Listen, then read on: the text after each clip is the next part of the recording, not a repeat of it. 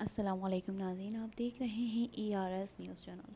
नाज़रीन, जैसा कि आप जानते हैं, इसराइल कुछ दिनों से कई ममालिक पे हमले कर रहा है और उसका ज़्यादातर निशाना मुस्लिम ममालिक होते हैं। हद तो तब हो गई जब इसराइल ने कतर पे हमला किया, जिसका बुरा तमाम मुस्लिम ममालिक को लगा। इस हमले की वजह से तमाम मुस्लिम ममालिक की जानिब से इसराइल के ख़िलाफ़ एक मीटिंग बिठाई गई, जिसमें पाकिस्तान भी शामिल था। पाकिस्तान और तमाम मुस्लिम ममालिक की जानिब से इसराइल को ये कहा गया कि अब अगर किसी और मुस्लिम ममालिक पे हमला हुआ तो हम चुप नहीं रहेंगे। पाकिस्तान की जानिब से इसराइल को जब ये बात बोली गई तो इंडियन मीडिया को डर लगने लग गया।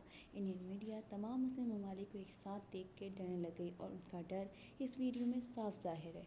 पहले आप ये वीडियो देखें। इजराइल के खिलाफ जंग लड़ने के लिए अब 50 मुस्लिम देश एक साथ आ गए हैं और इसी बीच पाकिस्तान के द्वारा एक बहुत बड़ा प्रस्ताव रखा गया है। पाकिस्तान ने कहा कि अगर अब एक भी मुस्लिम देश के ऊपर अटैक होता है तो हम सब मुस्लिम देशों को एक होकर सामने वाले देश से लड़ाई लड़ना पड़ेगा।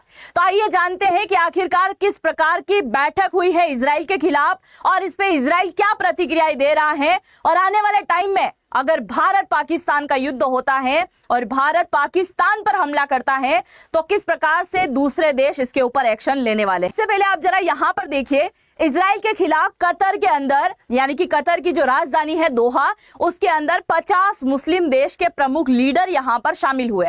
देखिए, अगर पूरे वर्ल्ड की हम बात करें तो 57 प्लस जो है इस्लामिक देश हैं और उनमें से 50 देशों के जो नेता हैं वो यहां पर पहुंच गए थे। रविवार को एक मीटिंग हुई और उसके बाद में आज और एक मीटिंग हुई थी और इसी मीटिंग के बीच में ईरान के द्वारा यह स्टेटमेंट दिया गया है कि अब जितने भी इस्लामिक देश हैं उन सबको एक होना पड़ेगा और इजराइल के साथ में रिश्ते को पूरी तरीके से खत्म करना पड़ेगा। इसके साथ ही पाकिस्तान के द्वारा एक प्रस्ताव रखा गया कि नाटो देश की तरह अब हम सब मुस्लिम देश को एक होना पड़ेगा। अब ये नाटो देश की तरह कैसे एक होंगे उसके बारे में भी जाने, उससे पहले आप जान लीजिए कि मीटिंग किस जगह की गई थी। ये आपको दिखाई दे रहा है, ये है कतर और कतर की जो राजधानी है दोहा, इसी के अंदर जो है यहाँ पर अभी हाल ही में यह सबमिट हुई थी और इस सबमिट का फोटो आप यहाँ पर देख सकते हैं, जिसके अंदर 50 मुस्लिम नेता जो है शामिल हुए थे अलग अलग देशों के। और भी इसकी पिक्चर्स है, आप यहाँ पर देख सकते हैं। और ये सारे नेता जो एकजुट हुए हैं और उसके पीछे का केवल और केवल एक ही रीजन है, इजराइल। क्योंकि इसको लेकर कई बार जो है इजराइल ने स्टेटमेंट दिया है कि जहां जहां जिस देश के अंदर आतंकवादी होंगे उन सब देश के अंदर जाकर हमला करने में माहिर है इजराइल। और अब सारे के सारे मुस्लिम देश जो हैं कहीं ना कहीं एकजुट हो चुके हैं। इसी सबमिट के दौरान जो है कतर के विदेश मंत्री और प्रधानमंत्री के द्वारा इजराइल ने जो कतर के अंदर अभी हाल ही में हमला किया था उसको लेकर भी कड़ी निंदा करी है कि इजराइल के द्वारा जो कदम उठाया गया है ये पूरी तरीके से कायरतापूर्ण है। यानी कि इजराइल जो अटैक कर रहा है ये पूरी तरीके से कायरतापूर्ण है, क्योंकि 72 घंटे में इसने 6 देशों के ऊपर अटैक कर दिया है। अब आप यहाँ पे पूरा अटैक वगैरह देख चुके हैं और इसके साथ में जितने भी मुस्लिम देश के नेता थे उनके द्वारा यह भी स्टेटमेंट दिया गया है कि इजराइल का जो ये कदम है ये अंतर्राष्ट्रीय नियमों का कहीं ना कहीं उल्लंघन है और ये जिस प्रकार से जिन देशों के ऊपर अटैक कर रहा है वो एक बहुत ही बड़ा गंभीर मामला यहाँ पर साबित होता है। और अब हम बात कर लेते हैं हमारे पड़ोसी देश पाकिस्तान के बारे में, क्योंकि पाकिस्तान के द्वारा भी अपना पक्ष यहां पर रखा गया। क्योंकि रविवार के दिन तो यहां पर जितने भी विदेश मंत्री थे मुस्लिम देशों के, खासकर वो सारे के सारे यहां पर शामिल हुए और उसके बाद में देश के जितने भी बड़े लीडर थे वो सोमवार को यानी कि आज के दिन अभी शामिल हुए थे। अब इसी बीच पाकिस्तान के द्वारा इस बात को रखा गया कि जिस प्रकार से नाटो देश की फोर्स है उस प्रकार से अब हम 57 इस्लामिक देशों की फोर्स होनी चाहिए। अब ये क्या होता है, तो आप देखिए नाटो देश की अगर हम बात करें तो इसके अंदर टोटल कंट्रीज जो आती है वो आती है 31। नाटो देशों के अंदर ऐसा नियम है कि अगर 31 देश में से किसी एक देश के ऊपर अटैक हुआ तो वो सारे के सारे देश मिलकर सामने वाले देश के ऊपर क्या कर देंगे, अटैक कर देंगे, उनके साथ में लड़ाई लड़ने के लिए आ जाएंगे। और इसी प्रकार की बात पाकिस्तान रख रहा है कि आने वाले टाइम में अगर किसी भी प्रकार से इजराइल ने या कतर के ऊपर अटैक किया या पाकिस्तान के ऊपर किया या किसी और देश के ऊपर अटैक किया तो सारे मुस्लिम देश एक होकर लड़ाई लड़ेंगे। सीधे तौर पर पाकिस्तान अपना फायदा देख रहा है भारत को लेकर, क्योंकि उसे पता है आज नहीं तो कल भारत पाकिस्तान का युद्ध फिर से जरूर होगा, क्योंकि आने वाले टाइम में सारे के सारे जितने भी मुस्लिम देश हैं वो सब एक हो जाए, और अगर भारत भी अटैक करता है तो फिर भारत के ऊपर अटैक करने के लिए इतने सारे देश होंगे तो कभी भारत गलती से भी नहीं सोचेगा। तो ऐसा अगर फैसला होता है नाटो कंट्रीज के टाइप, अगर ऐसी फोर्स इनकी बनती है तो ये खतरा कहीं ना कहीं भारत के ऊपर भी आ रहा है। आप इस बात को जरूर से मान के चलिएगा। आगे एक और बात कही है पाकिस्तान ने, उसके बारे में भी जाने, उससे पहले आप जरा इसके बारे में सुन लीजिए। इजराइल ने क्या कहा कि हमने हमास के चीफ को निशाना बनाने के लिए हमला किया था, ना कि कतर के नागरिकों को नुकसान पहुंचाने के लिए।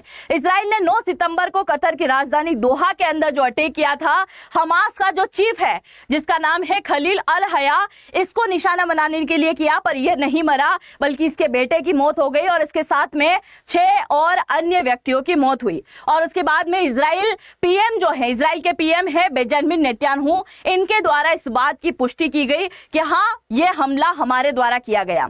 इसके बाद कहा कि जब हमला हुआ तब हमास के नेता अमेरिका के युद्ध विराम प्रस्ताव को लेकर आपस में चर्चा कर रहे थे, इसलिए ऐसा अटैक नहीं करते हैं। ये कुछ जो आपको दिखाई दे रही है ये सारी की सारी सेना क्या है, नाटो सेना है। कुछ इस प्रकार की सेना बनाने की बात कही है पाकिस्तान ने। अब एक और बात पाकिस्तान ने कहा है कि अगर सारे हम मुस्लिम देश एक साथ आ जाते हैं तो आप सभी को पता है कि 57 मुस्लिम देशों में से केवल एक हमारा पड़ोसी देश पाकिस्तान है जिसके पास में परमाणु शक्ति है। आप सभी जानते हैं कि 170 परमाणु इसके द्वारा बनाए गए हैं। बाकी पूरे वर्ल्ड के अंदर जितने भी इस्लामिक कंट्री है, अभी ईरान ने कोशिश करी थी पर अमेरिका की मदद से इजराइल ने उसको भी तबाह कर दिया, तो ईरान परमाणु बनाने में सक्षम नहीं हो पाया, मतलब सफल नहीं हो पाया। पर एक देश है पाकिस्तान जिसके पास में क्या है, परमाणु मौजूद है। तो इसने इस मीटिंग में इस बात को भी कहा कि अगर समय आने पर हमें किसी देश के साथ में युद्ध लड़ना पड़ा और उस समय अगर सामने वाले देश के ऊपर परमाणु हमला करना पड़ा तो याद रखिएगा कि पाकिस्तान के पास में परमाणु है, मतलब जितने भी मुस्लिम कंट्री हैं उन सब के पास में परमाणु है। इस प्रकार की बात भी पाकिस्तान के द्वारा यहां पर कही गई। अब इसके साथ साथ मैंने आपको बताया है कि जितने भी मुस्लिम नेता यहां पर एकत्रित हुए सब ने इजराइल को लेकर कड़ी निंदा करी कि इसको यहां पर अटैक नहीं करना चाहिए। और उसी बात का जवाब देते हुए इजराइल के जो वित्त मंत्री हैं बेजलेल स्मोट्रिच, इनके द्वारा कहा गया कि इजराइल जिस प्रकार के कदम उठा रहा है वो सब तारीफे काबिल है। तो हम एक बार भी ये बात को नहीं सोचते हैं कि हमने कुछ गलत किया है।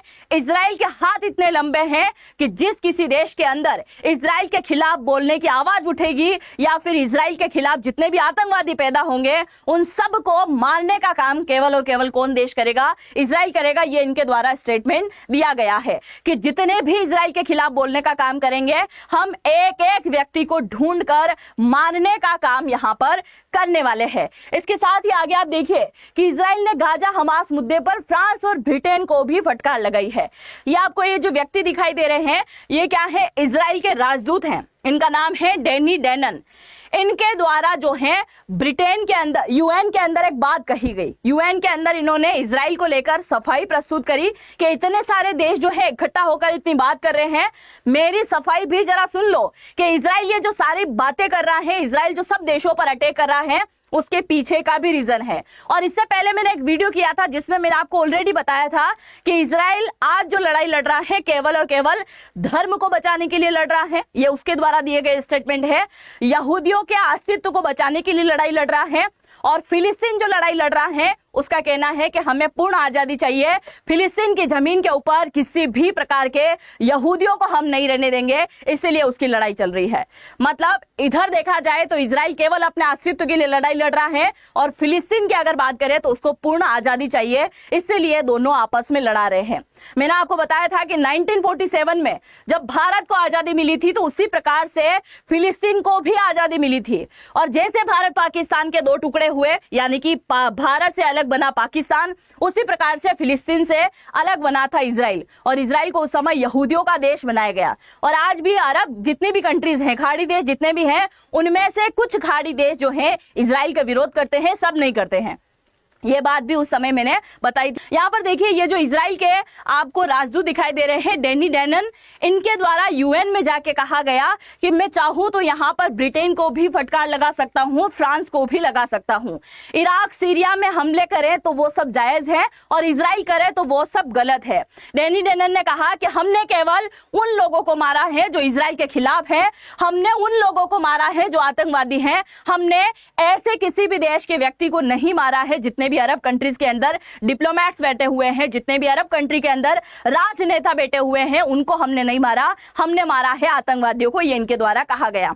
इन्होंने कहा कि अगर हमने गलत किया है तो याद करो 7 अक्टूबर 2023 का दिन, यहां पर आपको दिखाई दे रहा है ना, सब दूर शमशान बना दिया था। किसके द्वारा? इन्हीं दुश्मन देशों के द्वारा। ये कहा गया इनके द्वारा कि 7 अक्टूबर 2023 का दिन याद करो, जब इजराइल के अंदर एक बहुत बड़ा नरसंहार हुआ था, और इसी नरसंहार के अंदर हजारों लोगों की एक साथ हत्याएं कर दी गई, कई सारी महिलाओं का यहाँ पर बलात्कार किया गया, और कई सारे छोटे बड़े बच्चों का यहाँ पर अपहरण किया गया। तो इसके ऊपर कौन सा देश खुलकर बात करने के लिए रेडी है? मुझे जरा इस बात का जवाब दो। ये बात इनके द्वारा कही गई। दूसरा, इन्होंने एक और मामला यहाँ पर याद दिलाया, 8 सितंबर 2024 का दिन। इन्होंने कहा कि 8 सितंबर के दिन यरूशलेम, जो इजराइल की राजधानी है, उसके एक बस स्टैंड पर बहुत बड़ा हमला हुआ, जिसके अंदर कई सारे लोग घायल हुए और 6 से ज्यादा लोगों की मौत हुई। उसके ऊपर इन आतंकवादियों ने इतनी भी दया नहीं दिखाई कि उसमें एक 8 महीने की गर्भवती महिला खड़ी थी, जिसको गोली मार दी गई, और एक 22 साल का युवा था, उससे भी गोली मार दी गई, जो यहूदियों का पुजारी कहलाता है। तो उन सबको बुरी तरीके से मार दिया गया था। तो उनके बारे में कुछ कहना चाहिए। आगे जरा सुनिए कि ब्रिटेन फ्रांस को किस प्रकार से लताड़ने का काम यहां पर किया गया।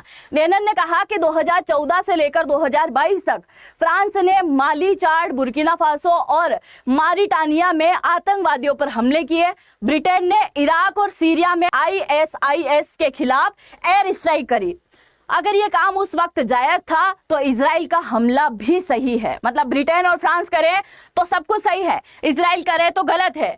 तो क्या कहा कि इजराइल भी यहाँ पर सही है। इजराइल को क्यों निशाना बनाया जा रहा है? क्या इजराइल खून की किसी प्रकार की कोई कीमत नहीं है? ये बात भी यहाँ पर कही गई।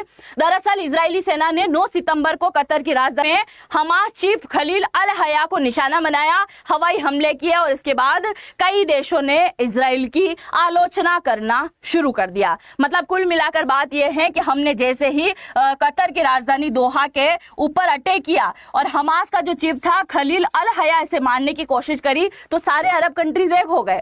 मतलब यहाँ पर इजराइल सही है या गलत, उस बात की किसी ने पुष्टि नहीं करी और सब एक हो गए हैं। आगे कहा कि कतर पर हमास नेताओं को शरण देने का आरोप भी इनके द्वारा लगाया गया।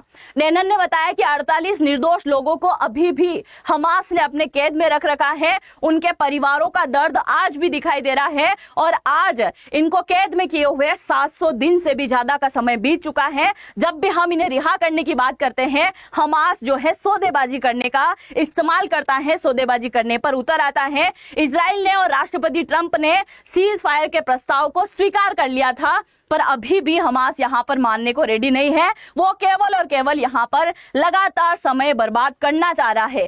कतर लंबे वक्त से हमास नेताओं को शरण देते आया है, जिसे अब पूरी तरीके से नहीं बख्शा जाएगा। आप मुझे इन सभी टॉपिक को लेकर जो भी सोचते हैं, अपनी राय जरूर से कमेंट सेक्शन में लिख के जाइएगा।